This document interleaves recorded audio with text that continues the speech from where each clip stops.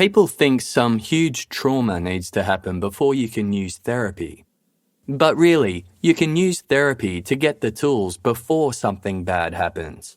Visit betterhelp.com/casefile and learn some new things to help navigate life. 44-year-old Jeanette Castrillon suffered from a disability that made it very difficult to walk and travel on her own. In June 2015, while waiting as her mother took a brief stop at a park restroom, Jeanette vanished. She would not be the last. Join investigative journalist Tavia McHenry as she uncovers the secrets behind Jeanette's sudden disappearance. With interviews from Jeanette's family, law enforcement, and criminal behaviour experts, Tavia uncovers much more in the search for Jeanette Castrillon than she anticipated.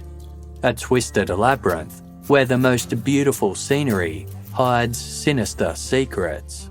The Labyrinth is a Casefile Presents podcast available now for free, only on Spotify. Stay tuned until the end of this episode to hear the official trailer and be sure to follow The Labyrinth on Spotify.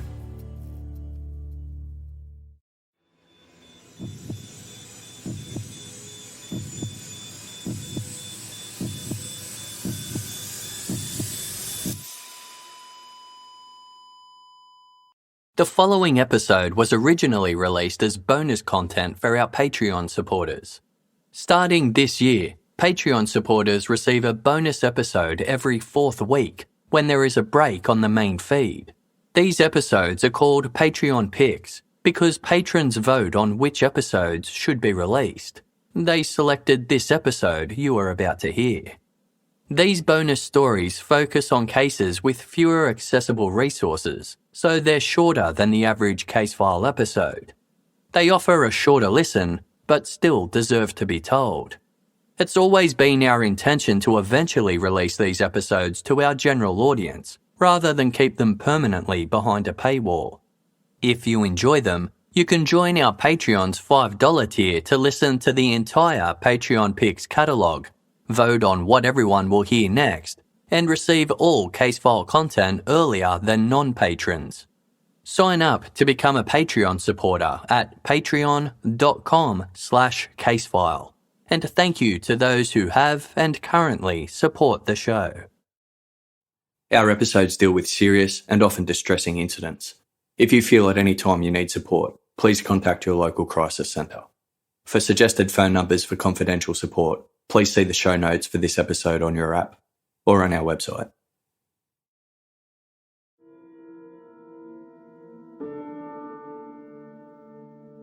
The young students of the Coolbaugh Learning Centre in Pennsylvania were due to arrive any minute. Shortly beforehand, a teacher entered the school's main entrance and stumbled across an odd scene. Scattered on the ground by the front doors were multiple sealed envelopes addressed to the principal. More were found throughout the school grounds, haphazardly thrown on the lawn, on the concrete paths, and in bushes. They were unstamped with no return details. Each envelope contained a copy of the same typewritten letter. Littered with grammatical errors and profanities, it was scathing of a member of staff and her teaching ability. It also alleged that she brought cannabis onto school property, quote, then showed it in the faculty room just like it was a big joke. The principal summoned the teacher at the centre of the letter's allegations. JoAnne Chambers had been employed as a Grade 1 teacher at Coolbaugh Elementary for 4 years. She arrived in mid-1989 with glowing reviews from her previous school, where she was praised for her professionalism and organisational skills. JoAnne was stunned by the letter. Given its contents focused on her work, it appeared as though it had been written by either a member of Coolbaugh's staff or someone connected to the school. But as far as JoAnne was concerned, she was embraced by the school community and had a good rapport with her colleagues. Her somewhat unconventional methods of teaching involved dancing and singing, making her popular with students and parents alike. Other staff members seemingly embraced her playful nature. In the warmer months, JoAnne would stage water balloon fights with the school administrators to the delight of her students. Respected and well regarded, JoAnne was nothing like the letter's author depicted. JoAnne assumed that the letters had been sent by someone out of jealousy as a nasty prank. She hoped the author would come forward so they could resolve the matter. But whoever was responsible remained anonymous.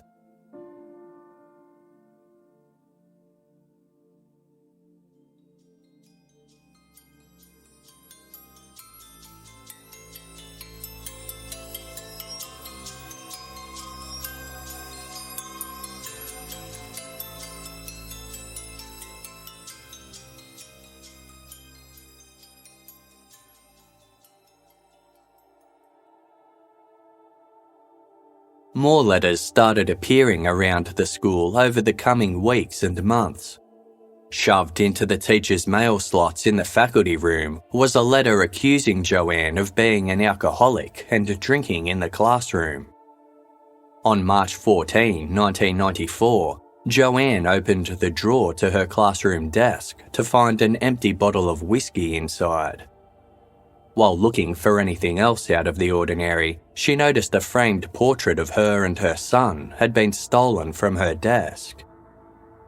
Up until this point, the harassment had been confined to the school grounds. However, it wasn't long before JoAnne started receiving hang-up phone calls and letters arriving on her doorstep at home. The letters were becoming threatening. One read, "I can get you in one try. No one will ever prove it.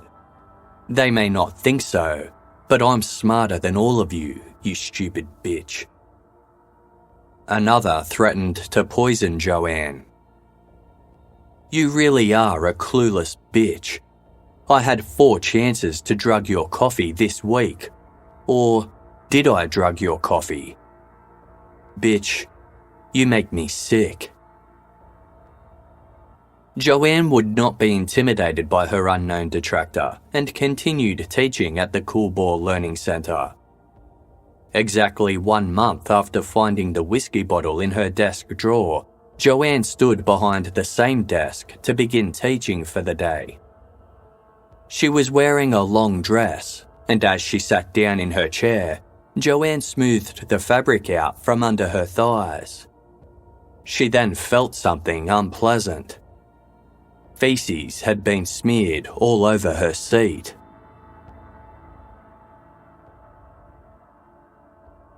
JoAnne complained to the Coolbaugh Township Police Department, and Chief Anthony Flugel was assigned to the case. JoAnne relayed the past incidents, including the one involving the photograph taken from her school desk. A letter had also been sent to the school administrators, parents, and even taped to a local store door. It depicted a pornographic image of 3 naked women in a bathtub. JoAnne's face had been cut from the photo on her desk and superimposed onto the face of one of the women. Written alongside it using a stencil were the words, "It's not over. You die." Chief Flugel agreed that JoAnne was likely being targeted by someone in the school system. A hidden camera was placed in her classroom to try and catch the culprit red-handed. The threatening letters were sent to an FBI lab in Virginia, who were able to extract partial prints from some of the envelopes, but not enough to make a match. JoAnne's fellow teachers were called to a meeting where it was explained that police were investigating the attacks against her. If the perpetrator was among them, it was hoped this information would scare them into stopping. Chief Anthony Flugel examined the footage taken from the hidden camera in JoAnne's classroom. At 8:18 one morning, before the commencement of class, The camera captured something peculiar. JoAnne could be seen talking to a fellow teacher. After collecting a few items, the pair left the classroom. A few moments later, the other teacher returned to the empty room. She took something from JoAnne's desk and walked out of the room with it. It was fellow first grade teacher Paula Noraki, and she had taken JoAnne's coffee cup. Described by colleagues as diplomatic, honest and peaceful, Paula Noraki had been a teacher in the Monroe County School District for 20 years. Unlike JoAnne, who was outgoing and searched for fun and creative ways to teach her class, Paula was quiet, favoured traditional teaching methods, and followed procedures by the book. The pair differed not only in personality, but in appearance. JoAnne was tall with green eyes and blonde hair that she wore in loose locks to her shoulders, while Paula was of a slight build with hazel eyes and short brown hair she styled into a perm. Caring and professional, Paula Noraki was popular with parents and students. Like JoAnne, she received positive feedback from her superiors. However, other staff had commented that they thought Paula was jealous of JoAnne's reputation as the fun teacher. As reported in the newspaper The Times-Tribune, another incident also aroused suspicion amongst the teaching staff. In one of the threatening letters sent to JoAnne, a reference was made regarding the school superintendent and his similarity to German commander Colonel Klink in the television series Hogan's Heroes. An employee recalled a conversation with Paula Noraki in which she made this exact comparison. Paula denied any involvement in the attacks against JoAnne Chambers. With no evidence connecting her to the crimes, she was allowed to continue teaching. However, Paula was snubbed by fellow teachers who were convinced of her guilt and sent to work in a different building. JoAnne was transferred to another school for her own safety while the investigation was ongoing. On May 6, 1994, JoAnne and Paula were subjected to polygraph tests. The purpose in testing JoAnne was to rule out that she was embellishing any of the vile acts she had been subjected to. JoAnne's answers indicated that she was being truthful. During Paula's polygraph test, she was asked, "Were you involved with making or sending any of the threatening letters?" Paula, who voluntarily submitted to the polygraph in the hopes it would clear her name, answered, "No." The polygraph examiner concluded she was being deceitful. Paula maintained her innocence. She told Chief Anthony Flugel, "I don't think I am doing it. If I am, I don't know it." He informed Paula that she was a strong suspect and it would be in her best interests to come forward and stop the harassment. Paula replied, "You'll never prove it was me." Even though Chief Flugel suspected Paula from the outset, a lack of proof left her free to leave. A search of Paula's home was undertaken, and a typewriter and various stationery supplies, such as paper and envelopes, were taken into evidence. On May 27, 1994, JoAnne was leaving work after a long day. As she went to open the driver's side door to her car, she recoiled. Something sharp had cut her finger. She discovered a razor blade affixed to the underside of the handle. A few days later, JoAnne received a letter that read, "You're sliced."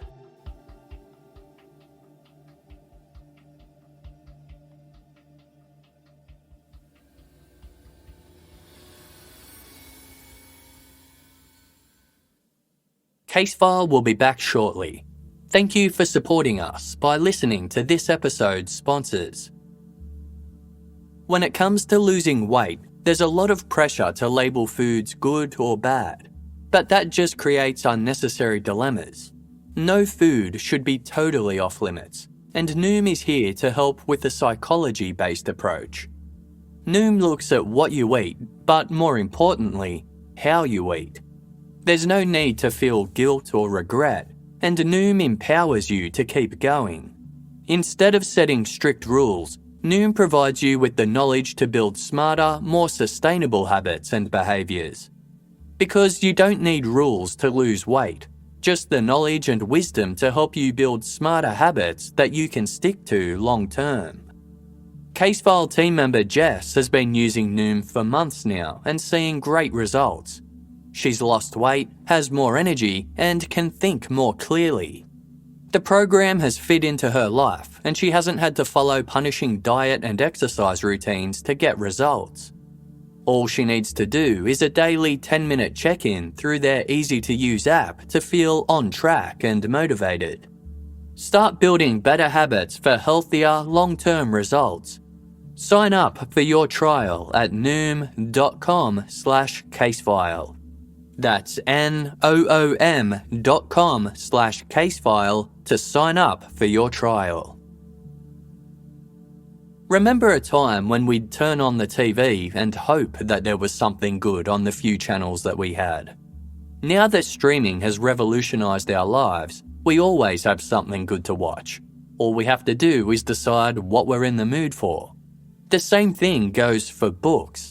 Sign up to Scribd and get instant access to millions of ebooks, audiobooks, magazines, and more, all at your fingertips.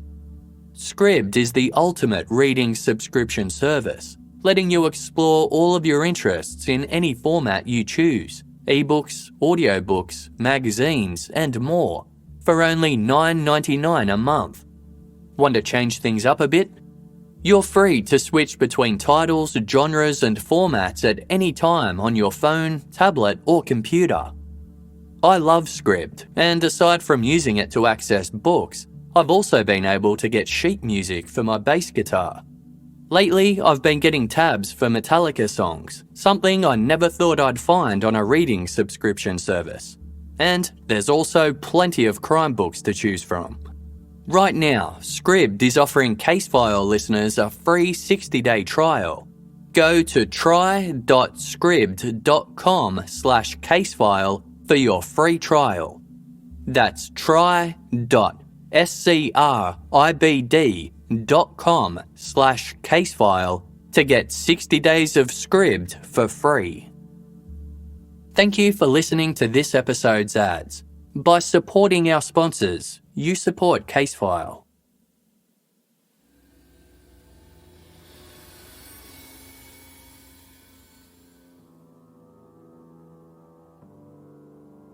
One day, a package was found at the front door of JoAnne's new school.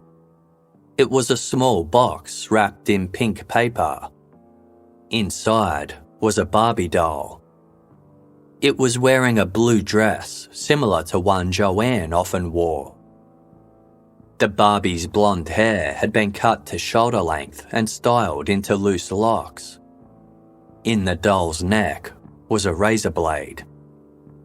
Red paint surrounded the blade and dripped down the doll's chest. A few months passed with no new threats. In November 1994, JoAnne was travelling along Interstate 380. It was daytime and a route that she travelled often. As she drove, JoAnne gazed up to her rearview mirror. A car behind her was gaining speed. It pulled up alongside her and swerved suddenly, running JoAnne off the road. Almost like it was occurring in slow motion, JoAnne was able to brake and pull over to safety, while simultaneously getting a glimpse of the driver who had risked both their lives staging the dangerous manoeuvre. It was Paula Noraki. JoAnne later described the incident in the series Medical Detectives. Paula's looking right at me. I will never forget that look. By January 1995, the Monroe County District Attorney's Office had enough evidence to arrest Paula Noraki. She was taken from her first grade class by police and charged with recklessly endangering the life of JoAnne Chambers by trying to run her off the road. She also faced 78 counts of stalking, 24 counts of making terroristic threats, and 2 counts of assault. Still maintaining her innocence, Paula was released on bail. She and her husband hired a private detective, James Anderson, to investigate the charges against her. Although skeptical of her innocence, James agreed to take on the case. Given that the letters sent to JoAnne and the Coolbaugh Learning Centre formed a large part of the prosecution's case, Paula suggested that the evidence be sent for DNA testing. James warned her about proceeding, explaining that this could have an adverse effect on her case if her DNA was found on any of the letters. Paula maintained she had nothing to hide. She spent approximately $7,000 of her own money to have the testing completed. Carefully lifting 3 stamps off one of the envelopes, a DNA typing expert was able to extract DNA from saliva on stamps affixed to the envelope. It was not a match to Paula Noraki. Acting on a hunch, private investigator James Anderson went to JoAnne Chambers' home. Under the cover of darkness, he rummaged through her garbage bins on the curbside for collection. Finding a few tissues and a used ear swab, James took the items and replaced the lid on the bin. He arranged for a DNA profile to be extracted from the discarded items. A male sample, presumably JoAnne's husband or son, and a female sample were uncovered. The female sample was determined to be that of JoAnne Chambers. It was compared to the DNA profile from the postage stamps. It was a complete match. Given this development, Paula's defense lawyer argued for the charges to be dropped against his client immediately. His request was denied. JoAnne was nonchalant when confronted about her DNA being found on the stamps. She voluntarily submitted to a blood test for further DNA testing to be done. JoAnne did not deny it was her DNA and had an explanation as to how it had gotten there. She explained that during the course of the investigation, she had been at the police station for questioning. She had been left alone with a stack of the threatening letters on the table in front of her. JoAnne picked up an envelope to examine it. Her handling caused its stamps to fall off. JoAnne admitted she tried to reaffix the stamps herself with saliva, but when that failed, she stuck them back on with a glue stick she kept in her handbag.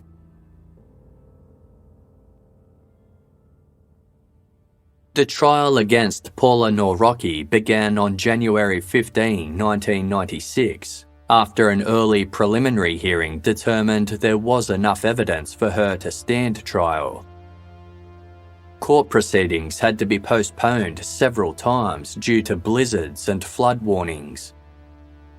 On his way into court, Paula's defense lawyer joked to local newspaper The Morning Call, "We've encountered blizzards and floods, and I hope that pestilence and locusts aren't far behind."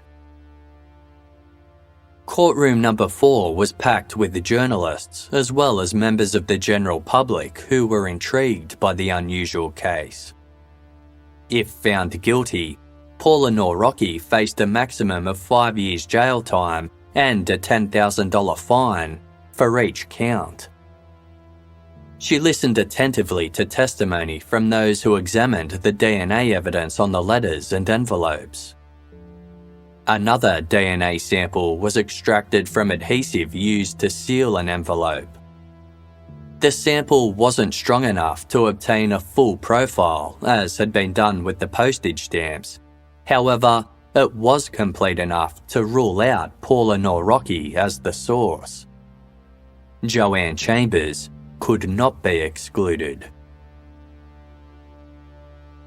Speaking calmly and concisely, Paula Noraki testified that she believed JoAnne was harassing herself in an attempt to frame her and to gain attention. Paula had an explanation for retrieving the coffee cup from JoAnne's desk. She stated that JoAnne had asked her to get it for her. It was determined that Paula had been subjected to a different, more rigorous polygraph test than JoAnne.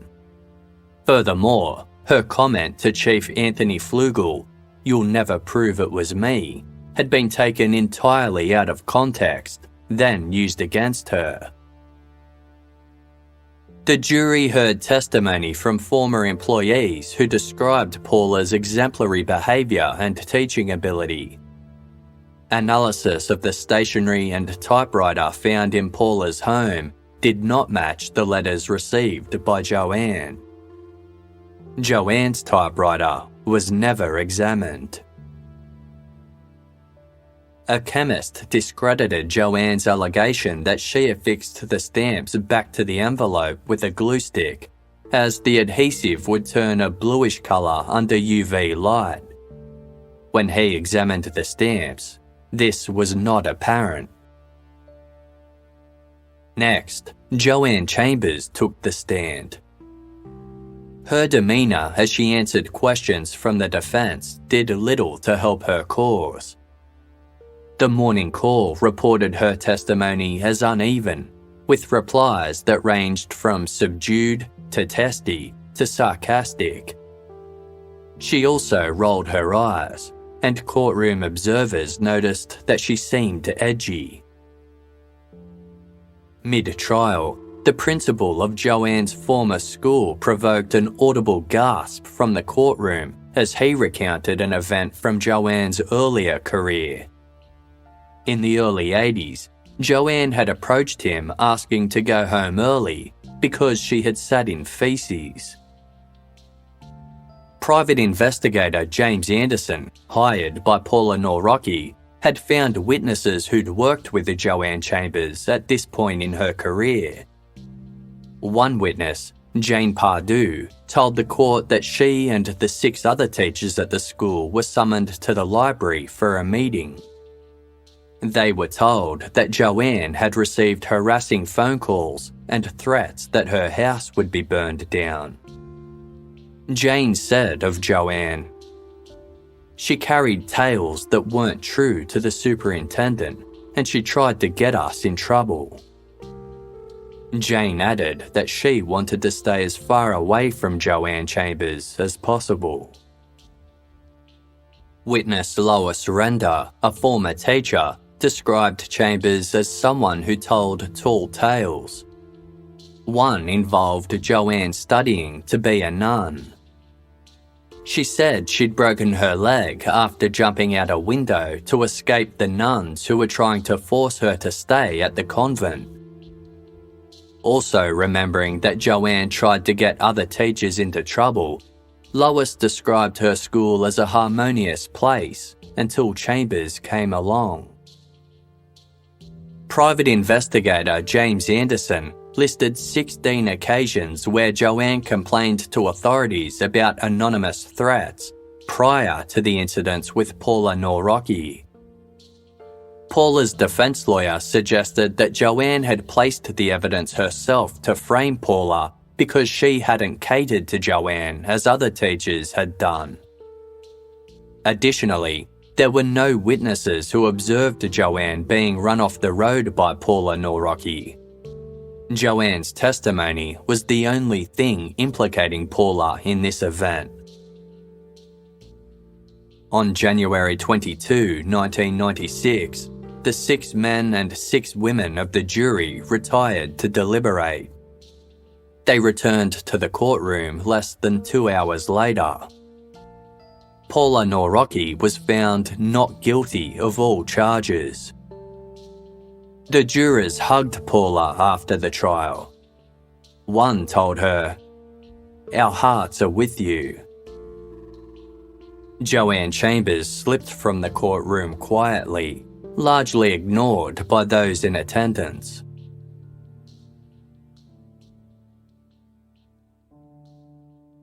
Although she was found not guilty on all charges, Paula Noraki was still required to attend a school board hearing to determine whether or not she could keep her job. Held over a series of nights in early 1997, the hearing was to address charges of immorality, neglect, and other school code violations in relation to the case. Unlike the criminal trial that required a unanimous verdict, only 6 of the appointed 8 school directors had to find that Paula Noraki acted immorally and in dereliction of duty for her to lose her job. Mike Levin, acting as prosecutor on behalf of the school board, opened by saying, "This case is a most unusual, most tragic case. You will hear about 41 profane, threatening, disgusting letters. You will hear about blood. You will hear about feces. You will hear about razor blades. You will hear about a Barbie doll. You will hear about nude photographs. Everyone involved in the case agrees that the stalking incidents happened and that the person responsible should be fired. The point of the disagreements with this case is, who did it? Who is responsible for these acts?" The hearing largely repeated the information presented at the criminal trial. On April 2, 1997, Paula Noraki was acquitted of the charges against her and permitted to keep her teaching job. When the verdict was read, the packed auditorium, open to the public, cheered for Paula. Jeering could be heard at the mention of JoAnne Chambers' name. But with no evidence proving she was the cause of the harassment, JoAnne was also allowed to keep teaching. In November 2000, Paula Noraki received a $600,000 settlement from the school district. She was also awarded a $25,000 settlement from JoAnne Chambers after seeking compensation for out-of-pocket costs and punitive damages in the course of the trial. Paula also sought compensation for defamation from lead detective Chief Anthony Flugel. She alleged he maliciously prosecuted her without probable cause. Flugel, who was by this time a lieutenant, refused to settle out of court. A federal damage trial commenced in December 2000. Flugel testified that he acted under the direction of the Monroe County District Attorney's Office, and there was probable cause at the time to arrest Paula Noraki. Paula's defense argued that the arrest and subsequent trial proceeded despite a mountain of growing evidence implicating JoAnne Chambers as her own tormentor. In a case described by Paula's defense attorney as the strangest he had ever been involved in, Flugel was acquitted of the charge of defamation on December 12, 2000. Both women continued teaching at different schools and had successful careers. Paula Noraki had suffered the fallout of being in the public eye, telling the court at the federal trial that "Some people still avoid me." But by 2001, Paula was teaching the 3rd grade, and it was reported in the morning call that her life had largely returned to normal. In 2014, after a celebrated career, JoAnne Chambers retired from teaching. She obtained the status of a National Board certified teacher and had helped hundreds of students learn to read as a specialist teacher for children with dyslexia. Although it was never determined who was responsible for the harassment of JoAnne Chambers, the assaults ceased following the trial. Hugh Hutchinson, who represented Chief Anthony Flugel at the federal trial for defamation, told the courtroom, "Somebody was very clever and very careful. Whoever it was."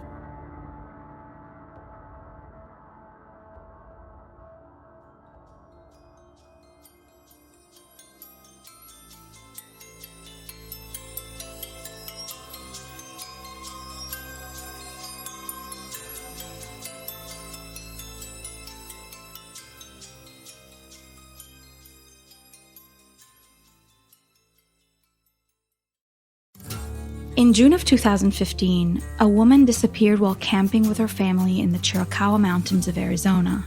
She vanished without leaving a trace in the course of 1 to 2 minutes. This is the strangest search I've ever been on. She just disappeared right off the face of the earth. I said, "You're telling me you lost sign right here?" I said, "Well, then we're right on the road here, basically." So she got another car. Somebody abducted her. We were desperate. We didn't know what else to do. You already start to know, the K-9 hasn't found her. Something really bad is going on. Were we a target of something? What if somebody's got a vendetta against us? The 2-year quest for answers in this case led me to find out more than I had originally anticipated. I'll challenge you to something. Do a homework on missing persons from national parks.